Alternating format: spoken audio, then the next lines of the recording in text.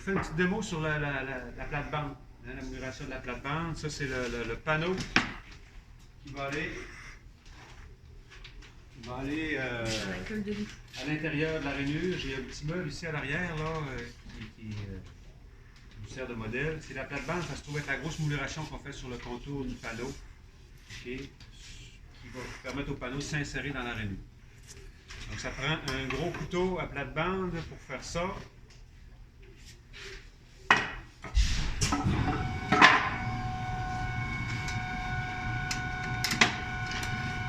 Le gros couteau à plate-bande, c'est lui qui est là. Je vais vous le monter pour qu'on puisse bien le voir. C'est le plus gros couteau que vous allez vous servir. Hein, c'est un couteau de 3 pouces et demi de diamètre, si je ne me trompe pas.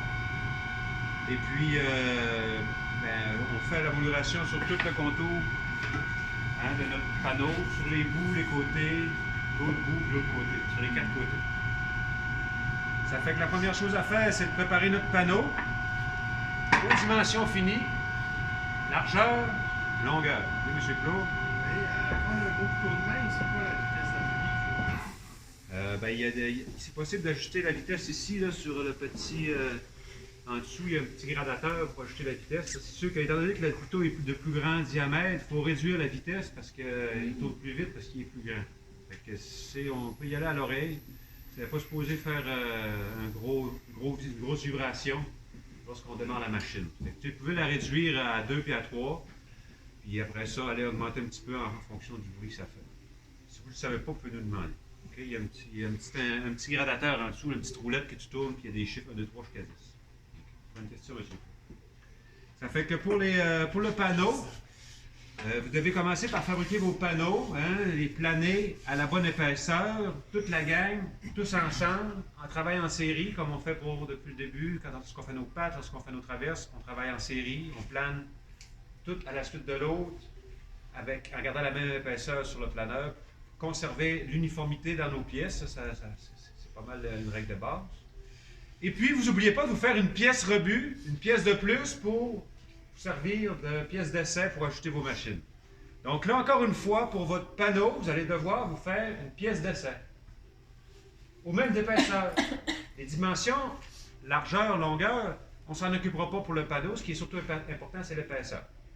Parce que c'est ça qui va nous permettre d'ajuster la hauteur du couteau, qui va nous permettre ensuite d'avoir la bonne largeur de languette, parce qu'ici, la forme de la mouluration, elle se termine avec une épaisseur qui s'insère dans la rainure. Donc, ça se trouve être ici la languette qui s'insère dans la rainure. Okay?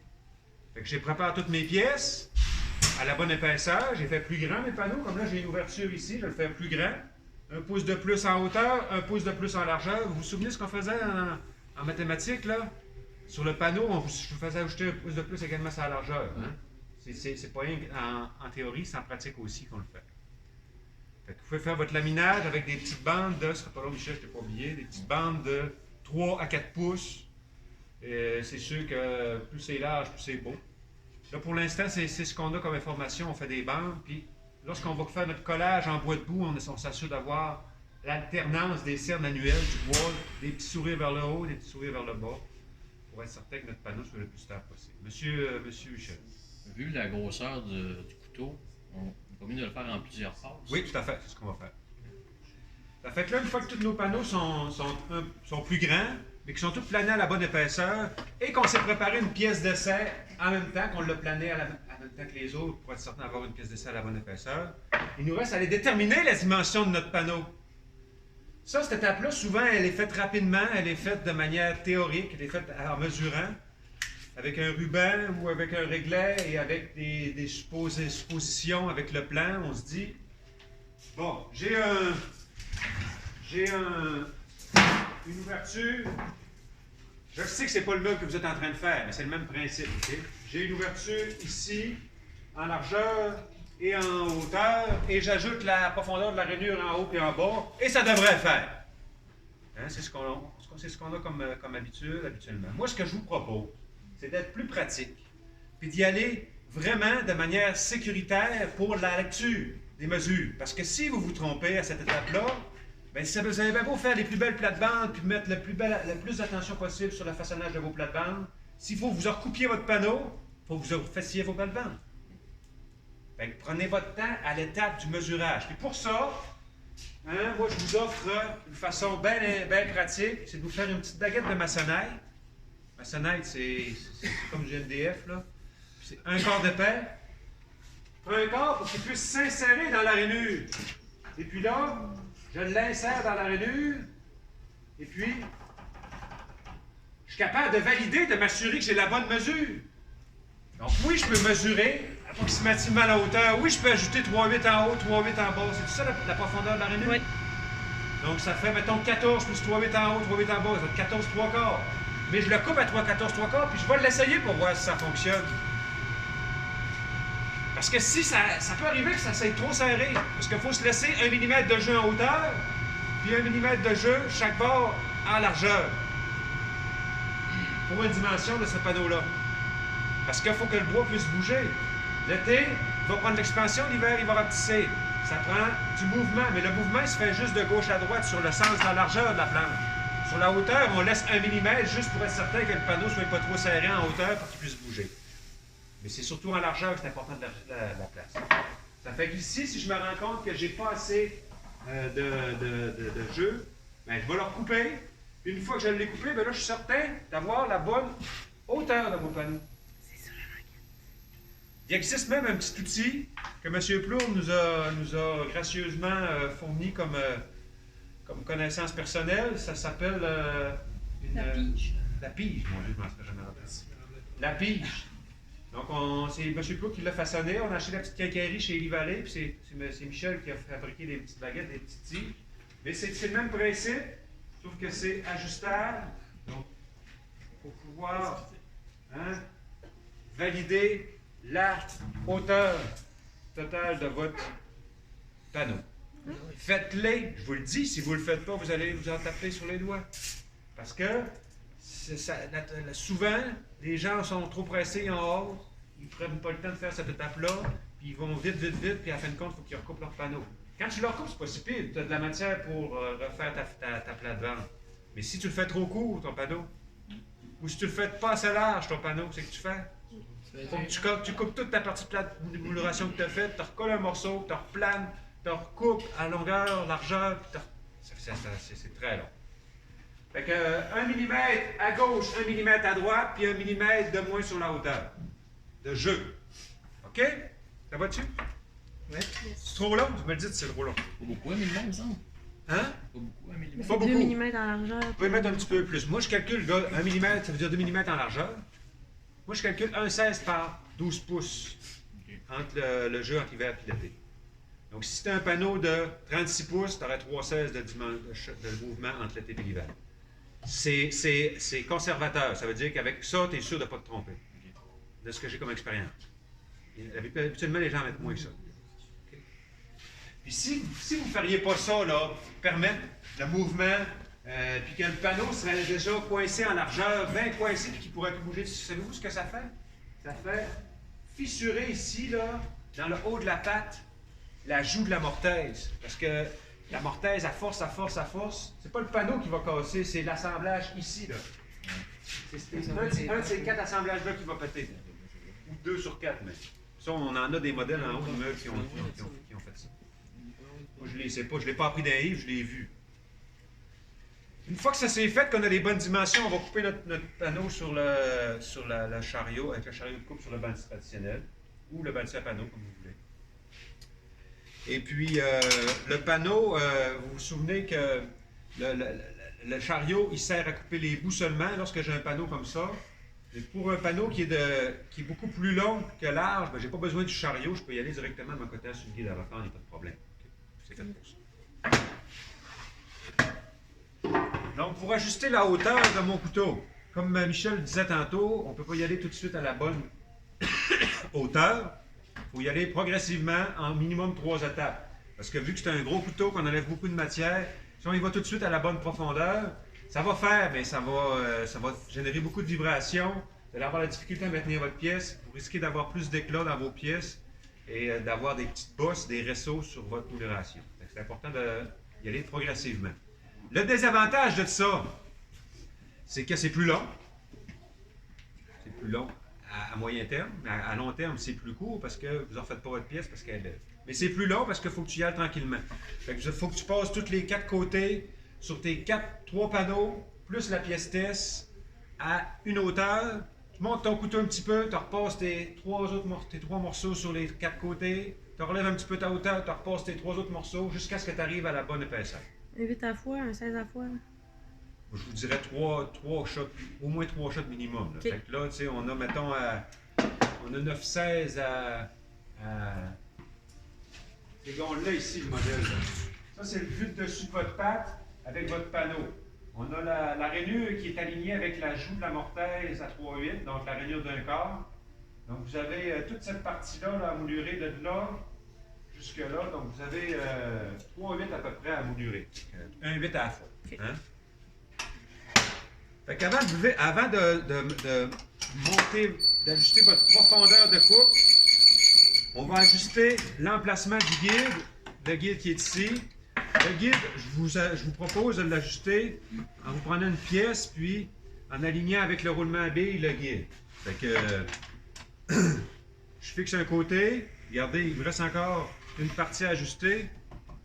L'autre côté, là je suis certain d'avoir la pièce qui touche au guide, puis qui soit également, qui touche en même temps au roulement à billes. Okay? Après ça, on va y aller comme ça, en se prenant une mesure en bout de pièce. En mettant le couteau comme ça de côté, vous voyez-tu bien, là, il y a le couteau, il y a une ouverture, ce qu'on peut mettre. Une ouverture. Si on la met à la bonne place, on peut insérer la pièce de bois, et puis on va être capable de faire une lecture sur combien de matière est-ce qu'on enlève. Hein, le couteau, regardez, il y a une ouverture ici, là. Je m'organise pour la mettre vers l'utilisateur, vers moi. Donc, je me trouve être perpendiculaire à l'ouverture, je suis capable d'insérer ma pièce dedans, puis je suis capable d'aller prendre une lecture, une mesure pour savoir combien de matière que je vais enlever.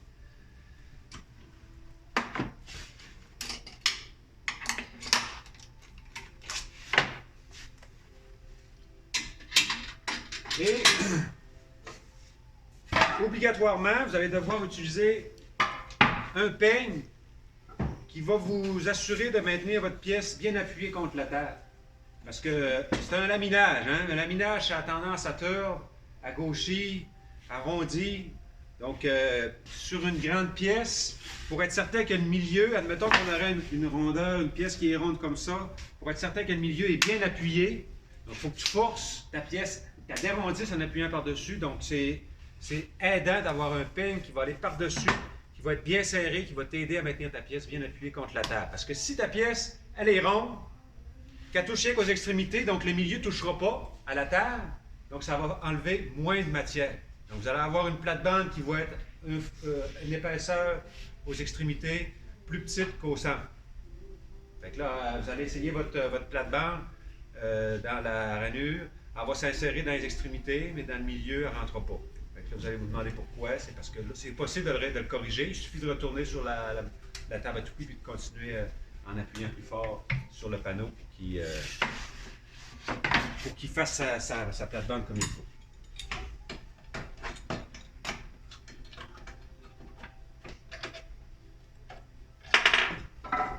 Le peigne, je le mets vis-à-vis le couteau. En même temps, ça protège mes mains. Hein, ça m'empêche d'avoir un accès direct envers le couteau. Un petit coup de marteau pour être certain qu'il est bien serré. Puis après ça, on est prêt à usiner notre pièce.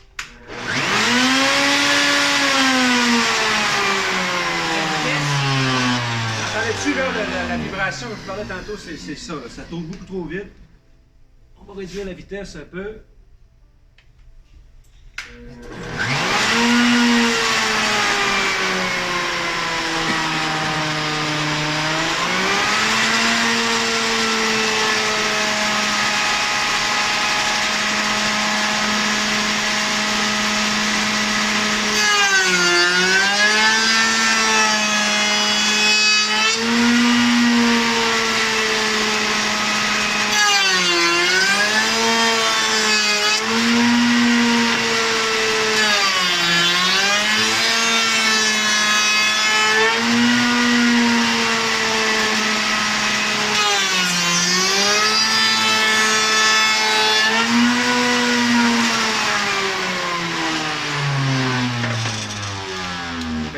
sur ma pièce d'essai.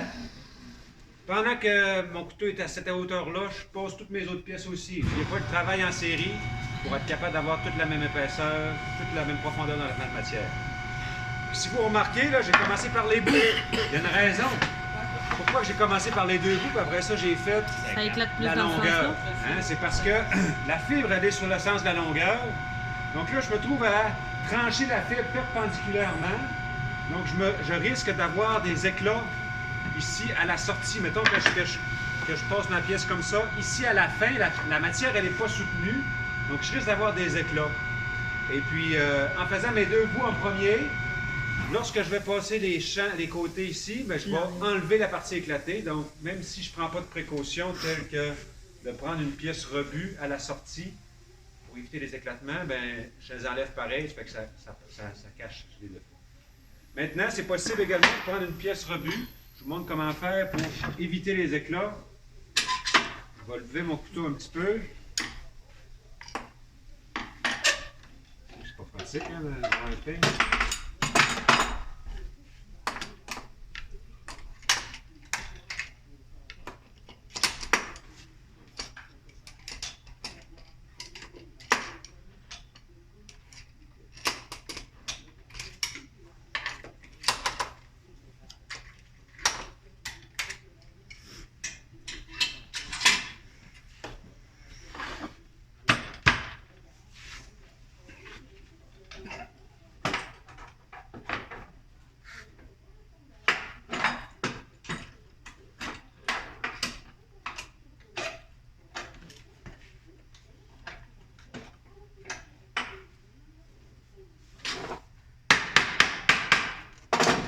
Donc, je me prends une pièce de MDF que je vais venir mettre à l'arrière ici. Puis je vais la passer en même temps que je passe ma pièce. Donc, ce que ça va faire, c'est que ça va éviter les éclats ici à la sortie.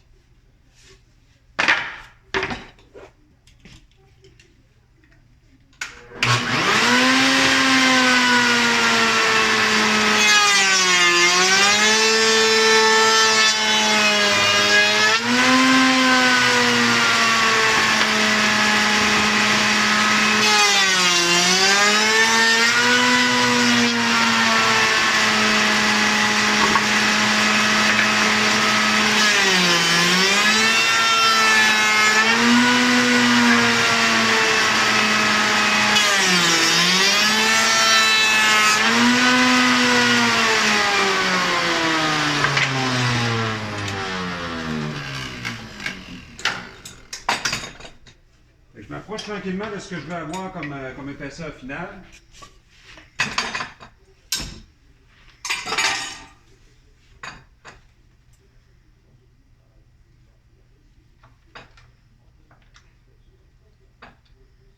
Maintenant, ça me prend un quart final. Hein? La patte de tantôt, elle est où la patte que j'avais? C'est elle qui est tombée à terre? Ben oui. Hein? Excusez. C'est à toi? Colique.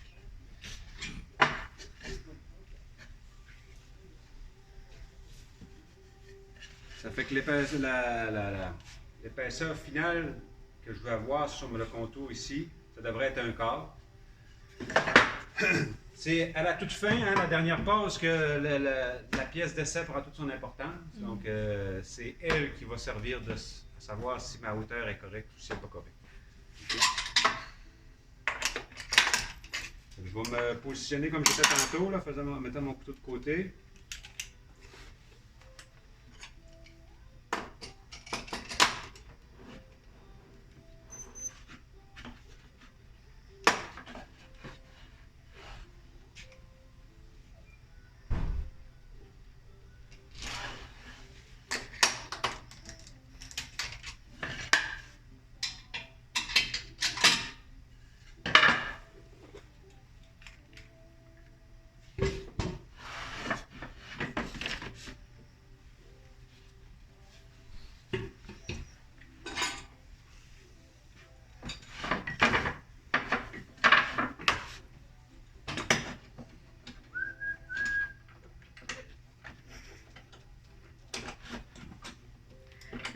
Sur vidéo.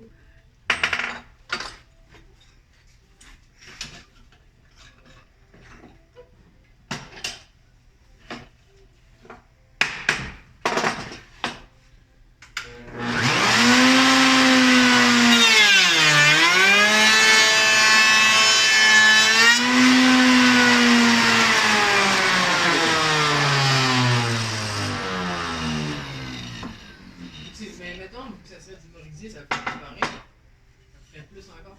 Les éclats? Ouais, peut-être un peu plus. Là, je l'essaie pour voir si ça rentre ou si ça rentre pas. Tu vois bien que ça rentre pas, là? Il faut que ça rentre. Fait que là, je suis rendu à ma dernière passe. Fait qu'il faudrait que ça rentre là. Ça va, oui. Fait que là, je ne repasserai pas tout le tour pour rien. C'est mon test. Hein? C'est drôle. Fait que je vais ajouter avec mon test tout de suite pour être certain d'avoir la bonne profondeur de coupe et d'être capable de passer les autres tout de suite aussi.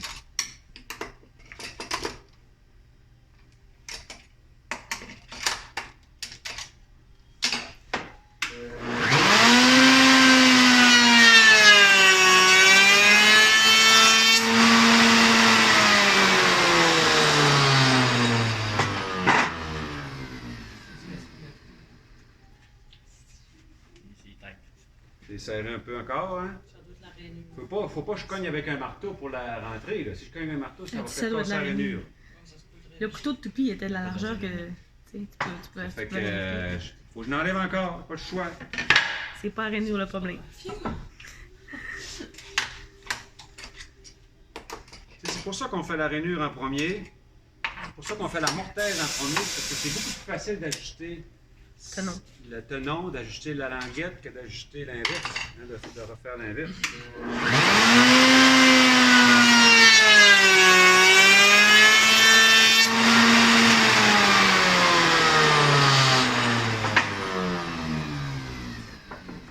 Oh, que c'est beau! Magie! Ça fait que c'est ce qu'on recherche. Une fois que qu'on a la bonne profondeur de coupe, on est prêt à faire tous nos panneaux en même temps. Fait que là, quand ça c'est bien ajusté, hein, vous comprenez pourquoi c'est important d'avoir une pièce rebut. Hein? Quand ça c'est bien ajusté, ben après ça, on est prêt à passer toutes nos autres pièces. Vous pouvez l'essayer sur plusieurs rainures pour savoir si ça fait bien partout. Parce que des fois, ça peut arriver qu'il y ait eu en cours de fabrication un imprévu. Donc, assurez-vous de l'essayer à plusieurs endroits pour être certain que c'est la bonne épaisseur. Et puis après ça, vous êtes prêt à passer toutes vos pièces. C'est évident que vous allez devoir sabler la plate-bande avant d'assembler votre meuble. Donc, prévoyez un petit peu plus d'épaisseur. Donc, il faut qu'il rentre un petit peu plus serré qu'un petit peu plus... avec un peu, que le contraire, avec un peu d'espace, parce que quand vous allez sabler, vous allez enlever de la matière. Fait que ça va donner, ça va rapetisser un peu la languette encore. Fait que il vaut mieux qu'il soit un peu plus serré qu'un peu plus slack. Lousse. Slack, c'est. Avec du jeu. Comment est-ce qu'on dirait ça en français? Amovible. Avoir du slack. Lousse. Non, mais du lousse non plus, je pense pas que ça soit français. Non, C'est lousse. Slack, c'est détendu. Avoir du jeu. Avoir du jeu. Voilà. Moi, je parle plus français. Gabriel, merci, Non, monsieur Gabriel. Michel, qui l'a dans Je sa... parle plus français, moi. C'est Michel. Il écoute la musique, il écoute des dictées. Mais là, elle est rendue Et pareil. puis, Mais là non plus, ça fait plus qu'un an qu'elle est ici, là, oublie ça. On parle plus français, Bruno. OK. Du slack. Au Québec, on appelle ça du Le slack, slack. je comprends très bien. Tu vois? Clair. Non. Ah ben oui, c'est clair. Non, mais moi, je fais pareil. Tu vois? J'étais en train de chercher le mot qu'on dit en français. Du slack, c'est français, du slack? Non, ça, c'est Non, mais français, c'est ça se dit aussi en mais- France? Non. Non? Bah, Là, 2 ans, Non, mais, les étudiants ont fait on est adapté. Dernière chose, je vous l'ai dit. On rappelle plus. Les plates-bandes, là, vous allez devoir sabler la plate-bande ici pour en bois de boue, là, jusqu'au 220, imaginez-vous ça. 80, 100, 120, 150, 180, 220 pour les bois de boue. Avant le montage, avec la finition. Ça, vous allez le voir plus tard. Ça, Jean-Sam, il a dit que ça dépendait si c'était du pain ou du merisier. Ça reste que faut. Ce que je veux vous dire, c'est qu'il faut que vous prévoyez que vous allez beaucoup le sabler. Fait que prévoyez-vous un petit peu plus serré qu'un petit peu plus slack. Mais pas serré à rentrer avec un marteau, avec un maillet. Ou qu'il faut serrer, faut rentrer avec des serre-joints. Ça, c'est trop serré, ça fera pas. Vous allez avoir des problèmes. C'est ça que je voulais vous dire. Ample. Comme Ample. Ample ou lâche. Lâche. Le mieux hanche. Hanche, c'est le T'as contraire. demandé à Google?